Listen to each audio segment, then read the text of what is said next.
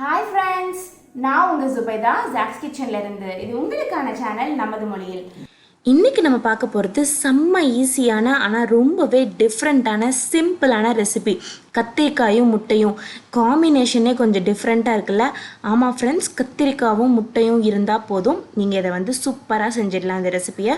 அதுவும் குழந்தைங்களுடைய ஸ்நாக்ஸ் பாக்ஸாக இருக்கட்டும், இல்லை பெரியவங்களோட லன்ச் பாக்ஸாக இருக்கட்டும், எல்லாத்துக்குமே இந்த ரெசிபி பர்ஃபெக்டாக இருக்கும்.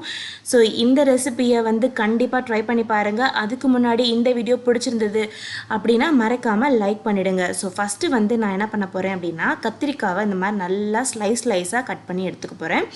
எவ்வளோ தூரம் நல்லா ஒல்லியாக அவங்களால கட் பண்ண முடியுமோ அவ்வளோ தூரத்துக்கு நல்லா அதை ஒல்லியான ஸ்லைசஸாக கட் பண்ணி எடுத்துக்கலாம்.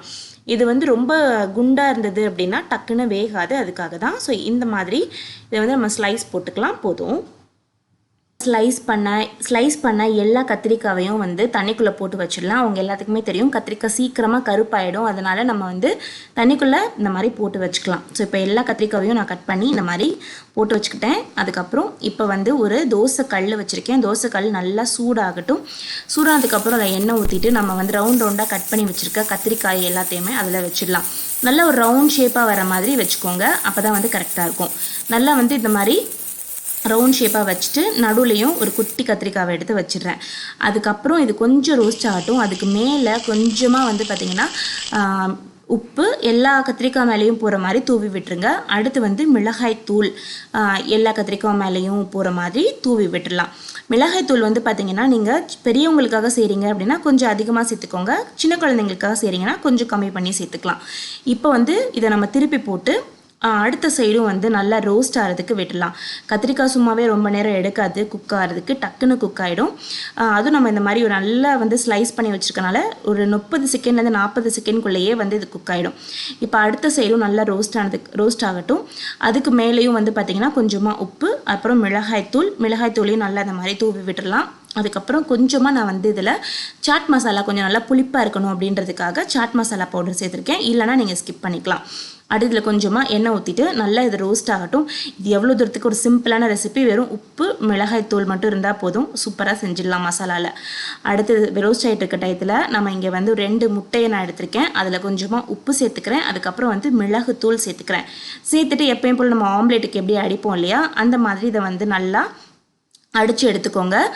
இது கொஞ்சம் அதிகமாக அடிச்சுக்கோங்க. ஏன் அப்படின்னு பார்த்தீங்கன்னா நல்லா மேலே நுர வர மாதிரி அடிச்சுக்கோங்க. அப்போ தான் நல்லா ஃப்ளஃபியாக சாஃப்டாக இருக்கும் ரொம்ப நேரத்துக்கு, அதுக்காக. இப்போ நம்ம அடித்து வச்சுருந்த முட்டையை இதில் ஊற்றிடலாம். நல்லா ஃபுல்லாக ஸ்ப்ரெட் பண்ணி ஊற்றி விட்டுருங்க. நல்லா ஃபுல்லாக ஸ்ப்ரெட் பண்ணி ஊற்றும் போது நல்லா அந்த எவ்வளோ உங்களுடைய பேன் அகலம் இருக்கோ அந்த அளவுக்கு ஃபுல்லாகவே ஊற்றிடுங்க. அப்போ தான் நல்லா உள்ள ஸ்டஃபிங் கரெக்டாக இருக்கும், அதுக்காக. இப்போ நல்லா முட்டையை ஸ்ப்ரெட் பண்ணி ஊற்றியாச்சு. இப்போ நம்ம என்ன பண்ண போகிறோம்னா, நம்ம வீட்டில் எப்பயுமே நார்மலாக சப்பாத்தியெல்லாம் போட்டு வச்சுருப்போம்ல, அந்த சப்பாத்தியை இந்த முட்டைக்கு மேலே அப்படியே போட்டு அமுக்கிடுங்க. முட்டை கொஞ்சம் அந்த மேலே ஈரமாக இருக்கும்ல, அந்த டயத்துலேயே போட்டு அமுக்கிட்டிங்கன்னா அப்படியே சப்பாத்தி பிடிச்சிக்கிறோம். இப்போது இதை நல்லா திருப்பி போட்டுடலாம். மீடியம் ஃப்ளேமில் வச்சே செய்யுங்க, ஏன்னா இது கொஞ்சம் டைம் எடுத்து செய்யணும், இல்லாட்டினா கருகி போயிடும், அதுக்காக தான். இப்போ இதை திருப்பி போட்டு அந்த பக்கமும் கொஞ்சம் சூடானதுக்கப்புறம் இது அப்படியே நம்ம ஒரு பிளேட்டுக்கு மாற்றிடலாம். இப்போது இதில் அந்த பிளேட்டில் மாற்றின நம்மளுடைய முட்டை கத்திரிக்காய் இருக்கு இல்லையா, அது எல்லாத்தையும் கொஞ்சமாக சாஸ் நடுவில் போட்டு அதை அப்படியே ரோல் மாதிரி சூப்பராக ரோல் பண்ணி லன்ச் பாக்ஸோ ஸ்நாக்ஸ் பாக்ஸோ இல்லை வீட்டில் பிரேக்ஃபாஸ்ட்டில் கூட நீங்கள் இதை செஞ்சு கொடுக்கலாம். ரொம்பவே டேஸ்டி. செய்கிறதுக்கும் கிட்டத்தட்ட 5 நிமிஷம் கூட ஆகாது. சப்பாத்தி மட்டும் போட்டு ரெடியாக இருந்தால் போதும். அவ்வளோதான் ஃப்ரெண்ட்ஸ், சூப்பரான கத்திரிக்காய் பிரிஞ்சால் எக் ரோல் ரெடி ஆகிடுச்சு. ஸோ இதை நீங்கள் கண்டிப்பாக ட்ரை பண்ணி பாருங்கள். ட்ரை பண்ணி பார்த்துட்டு எப்படி வந்திருக்கு அப்படின்றத மறக்காமல் கமெண்ட் செக்ஷனில் சொல்லுங்கள். உங்களுக்கு இந்த வீடியோ பிடிச்சிருந்ததுன்னா மறக்காமல் லைக் பண்ணிவிடுங்க. உங்களோட கருத்துக்கள் எல்லாத்தையுமே கமெண்ட் செக்ஷனில் சொல்லுங்கள். உங்களுடைய கமெண்ட்காக நான் வெயிட் பண்ணிகிட்ருப்பேன். நான் உங்களை இன்னொரு வீடியோவில் சந்திக்கிறேன். அது வரைக்கும் பாய்.